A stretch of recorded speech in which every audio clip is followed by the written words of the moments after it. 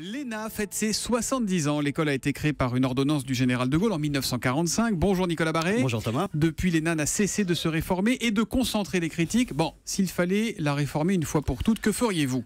Alors évidemment il y a l'option radicale, on supprime l'ENA et après tout il n'y a pas d'ENA au Royaume-Uni, aux États-Unis, ils ne s'en portent pas plus mal, ils ont une haute administration qui fonctionne, sauf qu'à la place de l'ENA, ils ont de grandes universités comme Harvard avec sa Kennedy School of Government qui propose des masters d'affaires publiques et on touche là, je dirais, à une des grandes critiques qui est faite à l'ENA, c'est justement de ne pas être suffisamment intégré, irrigué par la recherche universitaire, contrairement à ce qui se passe à l'étranger. Alors qu'est-ce qui l'en empêche ? Nous avons pourtant en France d'excellentes filières, par exemple en économie, l'école d'économie de Toulouse où enseigne le Nobel d'économie Jean Tirole. Voilà.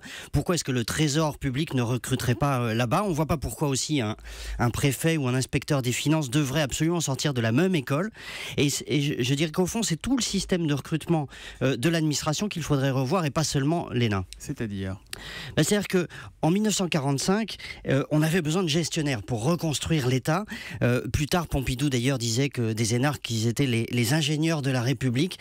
Aujourd'hui, on voit bien qu'on a besoin de managers qui sachent réformer l'État, qui sachent le moderniser, qui ont de l'expérience, qui ont éventuellement restructuré des entreprises dans le privé, qui sont capables de venir pour des missions de quelques années. Et ça, on ne les trouvera pas à l'ENA ou dans un système de grands corps. Donc c'est plus ça qu'il faut casser que l'ENA elle-même, qui pourrait rester très utile comme une école de formation continue des cadres de l'administration, parce que c'est une bonne école, l'ENA. Il faut vraiment le dire. Mais pour les fonctions importantes de l'administration, il faut ouvrir le recrutement, faire venir des compétences nouvelles, recruter éventuellement sur CV. C'est pas parce qu'on a gagné un concours, remporté un concours à 22 ans qu'on sera un bon manager toute sa vie.